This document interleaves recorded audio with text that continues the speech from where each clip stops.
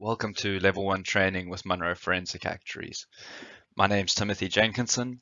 I've worked with Munro Actuaries for 7 years now.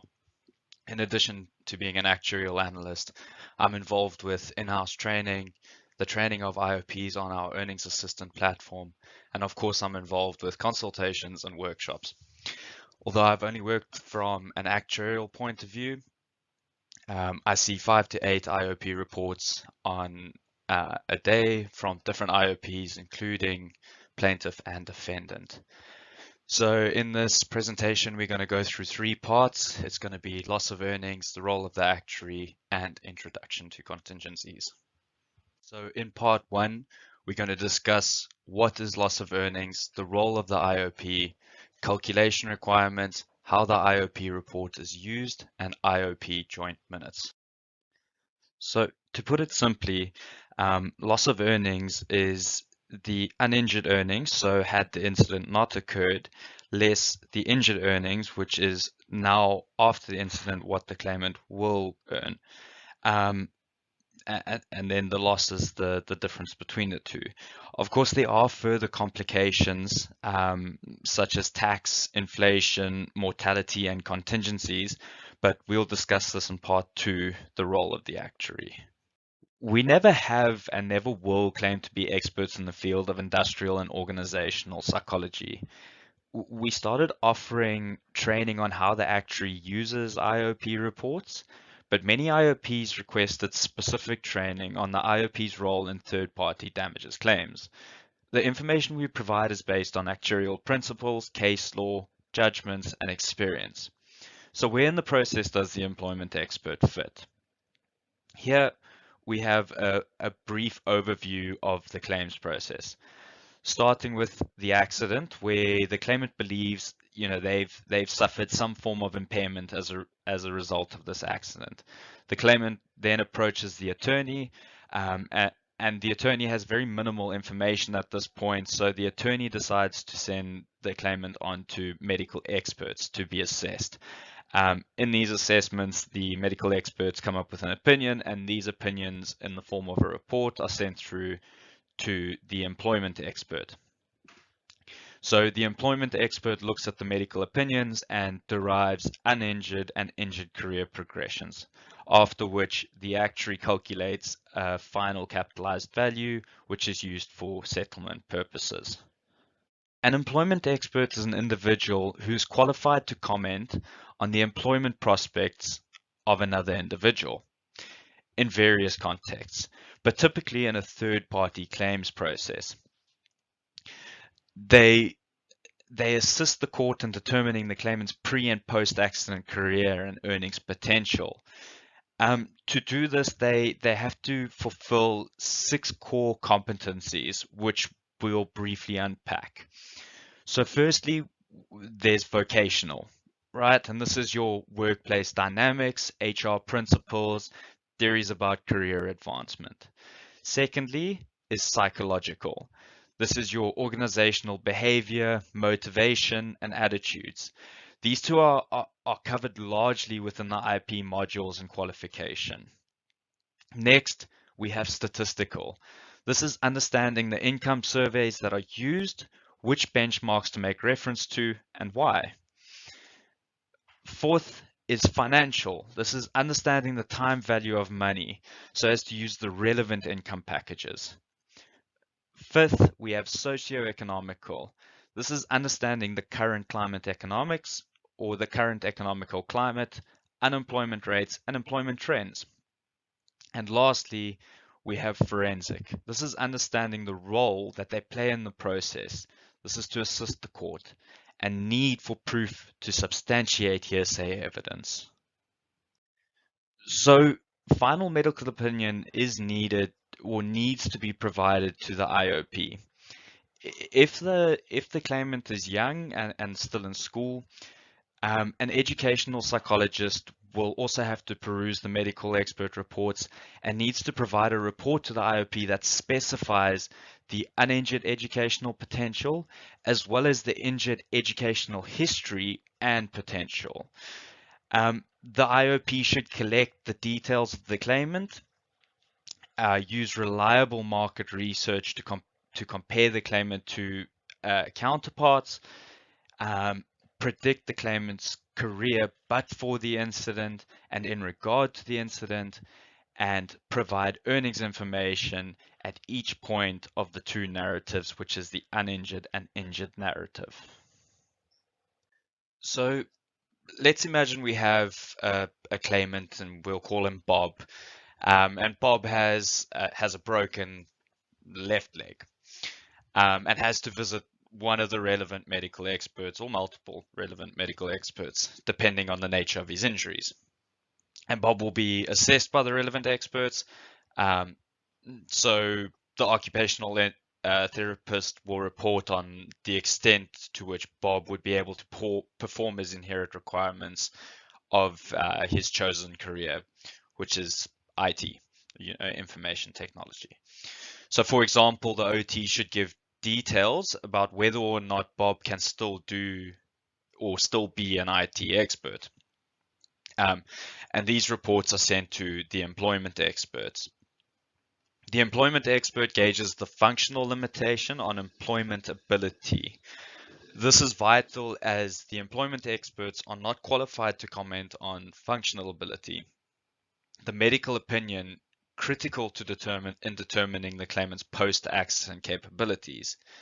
Ideally, they would need to come to some solid conclusion in their medical reports.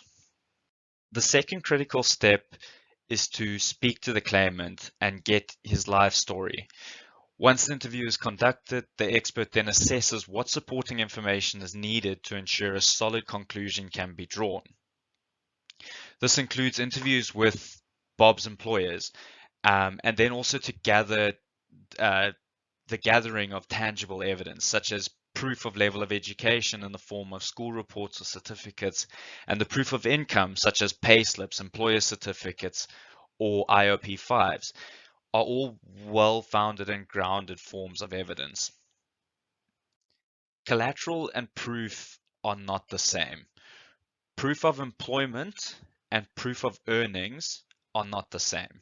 So we make this very, very clear, that just because someone says they are employed doesn't show proof that they are earning. There can be a letter saying the claimant is employed, but unless we see a letter saying the claimant is employed earning this per month, the one is proof of employment, the other is proof of earnings. The narrative is vague and can be misinterpreted by actuaries. Once you have identified the narrative, more information is required for the calculation. So from the narrative to currency, the progression needs to be specified from the date of accident to retirement using specific dates or ages. Career ceiling should be at age 45. The earnings figures, so the 10,000 Rand and the frequency per month should be provided at each date. So here it's at the date of accident, and at each age, at the age of 45 is the career ceiling. The time value of money should be considered, as this claimant is currently paid 10,000 Rand, which means the actuary should reduce it with inflation to the time of the accident. So for example, when we're looking at terms, a 2014 payslip will represent 2014 terms, and a quantum yearbook 2020 will equal 2020 terms. And inflation in South Africa has a big impact on these figures, so the terms are very important. Increases should be specified. So whether this increase is a straight line or inflationary increase, it should be specified, because this could easily be 10,000 Rand with inflation until the age of 45, with a promotion to earning 20,000 Rand per month from the age of 45. So using the IOP's uninjured narrative, actuaries will apply inflation, tax, and mortality to sum up the uninjured earnings over a total period and deduct the total injured earnings to derive the loss of earnings claim. So this is a graphical representation of the previous slide where we had the 10,000 Rand with earnings inflation until the data calculation. In injured, it was earnings inflation until early retirement of 5 years. And in uninjured, it was a progression to 20,000 Rand per month at the age of 45 with earnings inflation until retirement age of 65. So generally, we are searching the IOP or earnings expert reports for the past and future uninjured and injured earnings progression. Um, we browse through the medical portions of the report as we assume that the IP has interpreted this correctly. But generally, some of the things that we are searching for is the claimant's date of birth, the date of accident, the earnings at the date of accident, what the claimant has earned since the date of accident to date, and these are actual earnings, the disability, any sort of disability benefits being paid or that have been paid to the claimant, the frequency of the salary payments, which is it monthly, weekly, yearly, fortnightly, and then finally the terms of the progression. Um, to assist earnings experts, we have created the earnings assistant, which gives the earnings expert clarity on the progression they are providing in the form of a graph, which is very similar to the graph that is reflected in our reports. So the earnings assistant is also going to provide the IP with a printable summary reflecting the dates of the progression, the amounts earned, the frequency at which those amounts are paid, the terms of those earnings, and the increases related to those earnings. So is it straight line or inflationary? And then you receive this for both the uninjured and injured income. So we can't speak about IOP joint minutes without speaking about the Intombela versus RAF case law. So due to the quality of the joint minutes, only one set of the experts were paid for the joint minute. Due to the lack of collateral in the IOP reports, the attorneys, IOPs, and actuaries all had fees disallowed on both the plaintiff and defendant side. The worst part was that the judge did not recognize any loss apart from the initial loss of overtime. So there is a possibility that the claimant suffered further losses. One of the primary purposes for a joint minute is to come to an agreement for calculation purposes. This doesn't mean there has to be one scenario, but if there is past factual information that could be collected, we should agree to collect the information and include that all in one report. So, assume that the actuary is only going to receive this one document to calculate the loss, and all earnings information for the loss is required to be in this one document.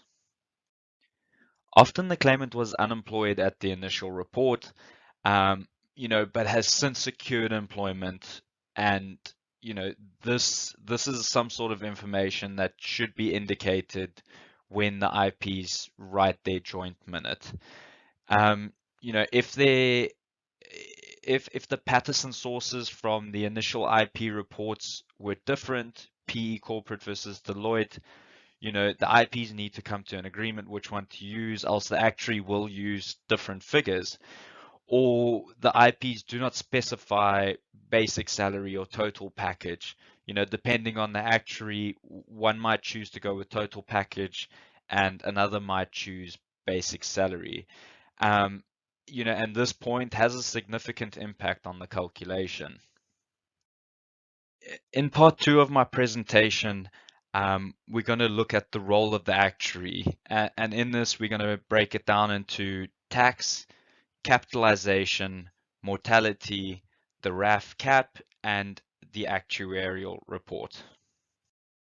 So damages claims are paid out after tax.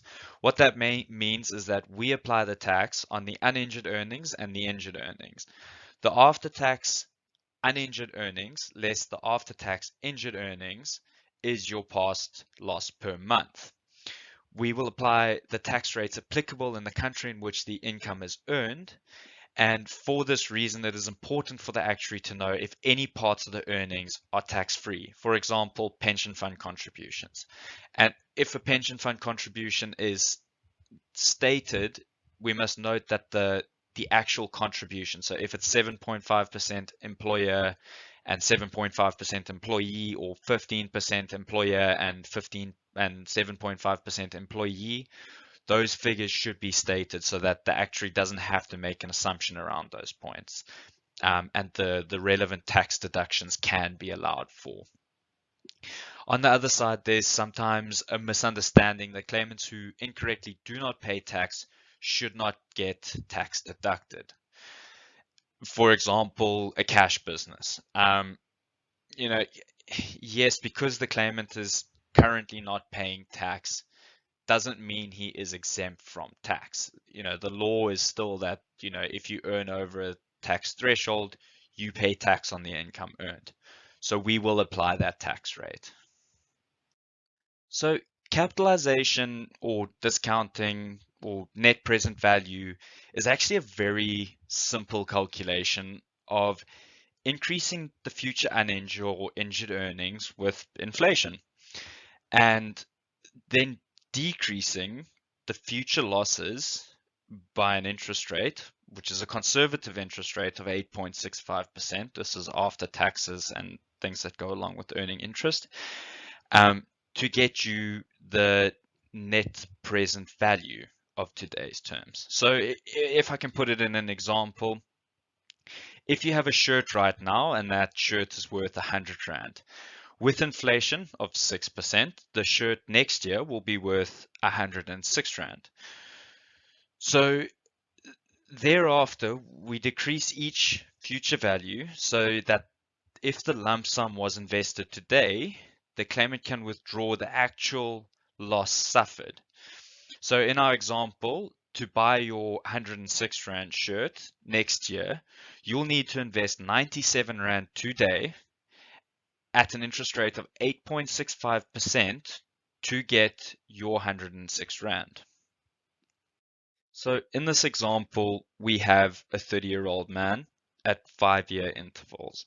And this is reflecting the probability from the date of calculation at those 5-year increments. What it's pretty much telling us is that not everyone will live until retirement age. And we therefore multiply the future losses with the claimant's probability that they would be alive at that month. This is based on the claimant's age and gender, which oddly means that a man and a woman of the same age and the same loss have their losses calculated. The lump sum for the woman will be higher. So as in our example in our previous slide, the reduction is applied to the monthly life expectancy such that the total is reduced by 10%. So you'll note that it's not always reduced by 10% in the differences of the percentages of survival for the month, but this is applied to the total life expectancy. So for cerebral palsy claimants, you may be asking, we actually use CP life tables since they have a more significant decrease and the specific life expectancy patterns for cerebral palsy claimants. For CP matters, we do suggest getting life expectancy experts.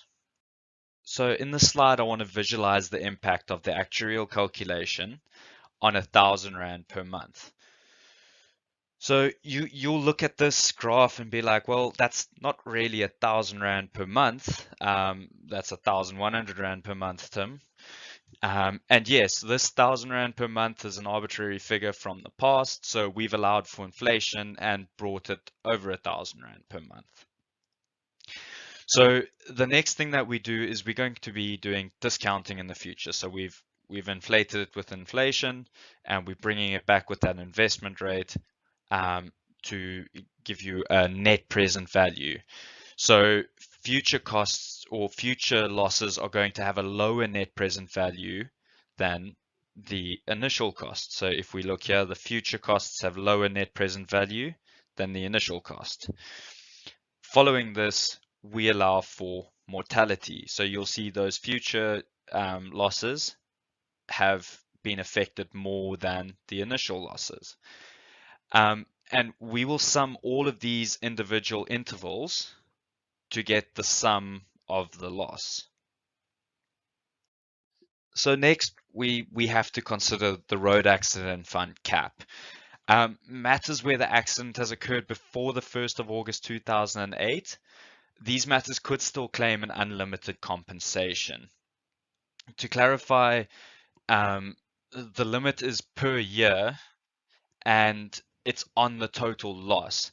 And the cap is adjusted for inflation to the date of accident. So this is adjusted with inflation to the date of accident and not to the date of calculation.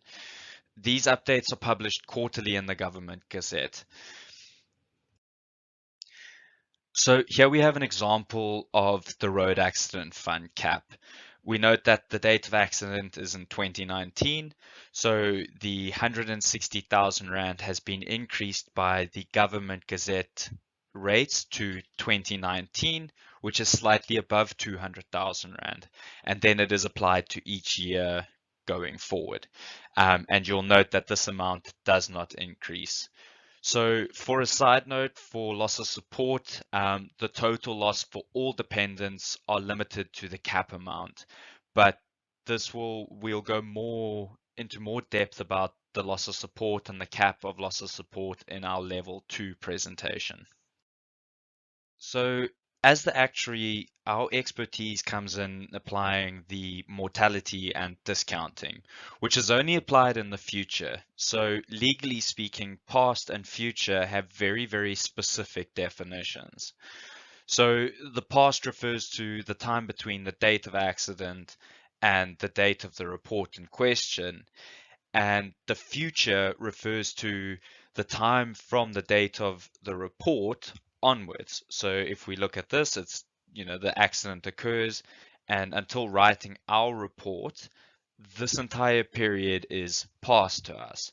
So it can often be misleading if an IP says, there is no past loss, which is often done if the claimant suffers an initial past period where the claimant's paid while recuperating. And the IP will say, because the claimant was paid, there's no past loss. But what happens if the claimant lost their employment, a month or 2 months after returning to work? How much of that period of unemployment is as a result of the accident? So can it really be said that there is no past loss?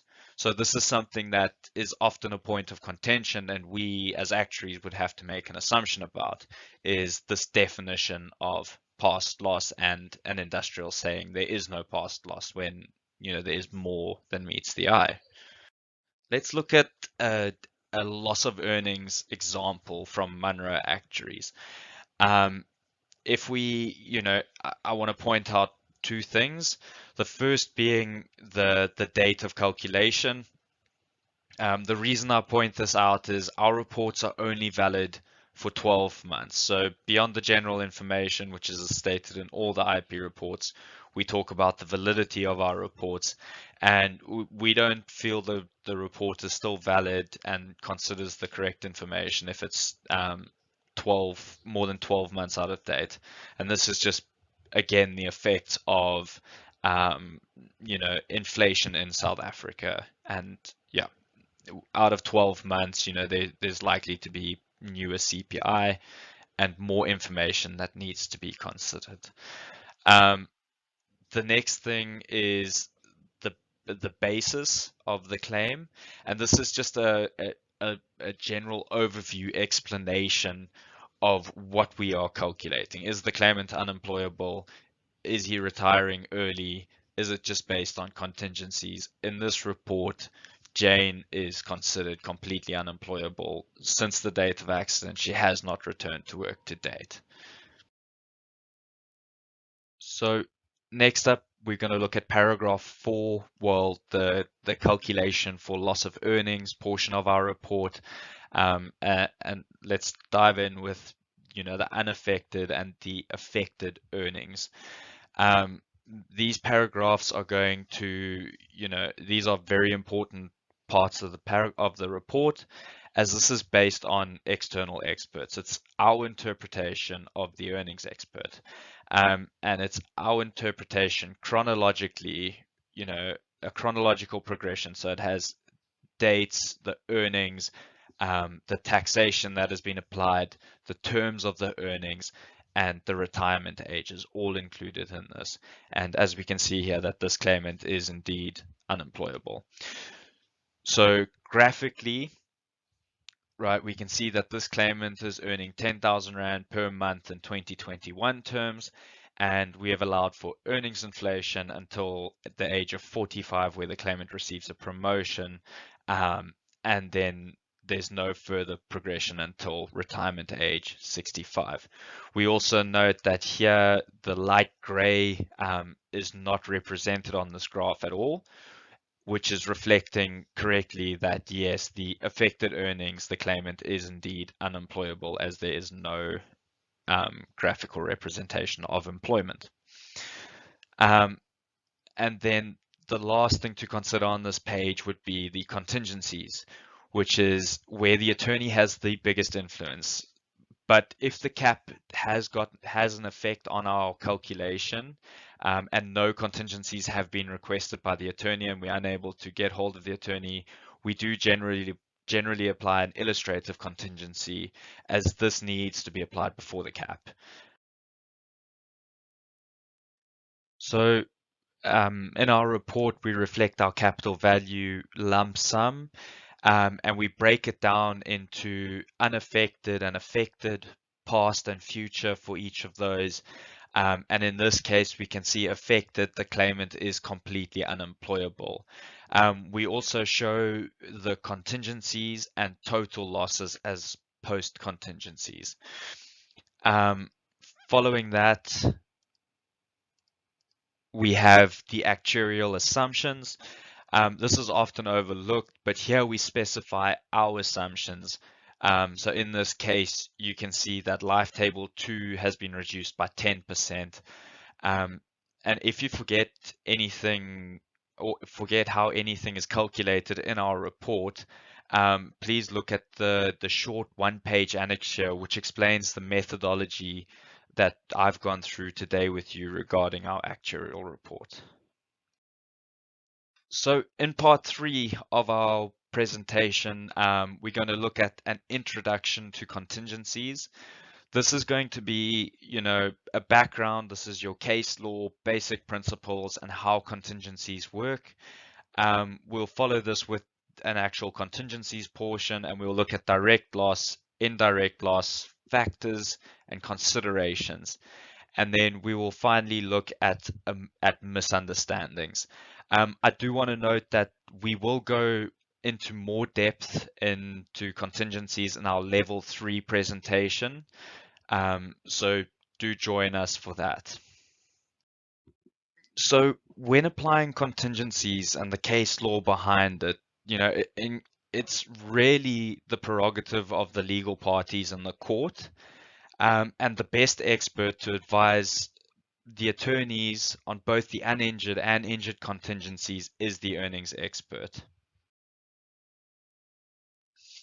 So as I previously stated, this is ultimately the prerogative of the court, and the best person to advise the attorney is the earnings expert. And often, no expert can definitively say what appropriate contingencies are. Standard RAF contingencies are widely used, but there's no mathematical reason for them. So again, the best expert to advise the attorney is in both the uninjured and injured contingencies is the earnings expert. They've had more interaction, they've seen all the information, and they have a good idea of this claimant's background and socioeconomic standard. So they can give a better understanding as to what contingencies should be applied. Contingencies on both the uninjured and injured earnings can take into account a number of limitations that could decrease the probability of reaching the suggested earnings. In other words, If an IP suggests conservative earnings, a lower contingency should be applied. And if a highly speculative or best possible scenario is suggested, higher contingency should be applied. The primary purpose of a contingency is to allow for the additional risk and uncertainty other than earnings, taxation, inflation, interest, and mortality already allowed for. This is allowing for the known unknowns. So contingencies are applied to the total present value of earnings. They are applied to the uninjured and injured earnings, and future injured earnings are usually higher due to the additional risk as a result of the accident. They are applied to both the past and future, even though the injured is normally 0% because it should be based on factual information. So if it's based on actual earnings, then the contingency should be 0 because it's fact, and there's no reason to reduce it. Contingencies can be positive or negative, and they can increase or decrease the claim, just depending on the contingency applied. Direct losses are when the base calculation already calculates a loss. So if an IP states the claimant won't reach a career ceiling and will retire 5 years early, this is a direct loss. So let's get into this example of a 26-year-old female with that's her current age. Her date of accident is June 2015. Her current earnings are 10,000 Rand per month. The uninjured, the claimant's current earnings will increase to 20,000 Rand per month by the age of 50, and her retirement will be at the age of 65.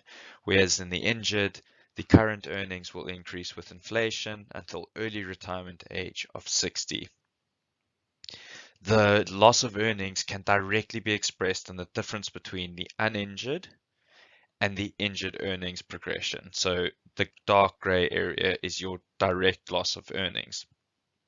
You will note that there's no past loss expressed in this example because it's all light gray.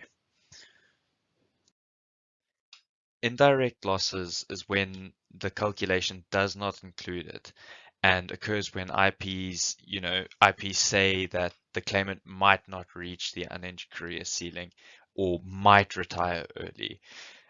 In that case, the injured progression will be the same as the uninjured. In my indirect loss example, I'm going to use the same 26-year-old female from our direct loss example with an uninjured career progression starting at 10,000 Rand per month currently, progressing to a career ceiling at the age of 50, earning 20,000 Rand per month in current day terms before tax. We note that the IP states the claimant might not reach the same career ceiling and might retire early, so the future losses to be addressed via contingencies. So the uninjured and injured career progressions look the same on the graph. Let's look at the capital value for the direct and indirect loss scenarios. So the first one was the claimant in the injured progression only received inflationary increases until an early retirement. And the second scenario is the claimant's loss would be addressed via contingencies. And this is the claimant where her uninjured progression was current earnings 10,000 Rand per month, progressing to a career ceiling of 20,000 Rand per month by age 50 in current day terms before tax. And retirement age was at age 65. Where injured scenario 1, the claimant only received inflationary increases until age 60, and the injured progression in the second scenario, the indirect loss was contingency-based loss. So the claimant might not reach the career ceiling and might retire early.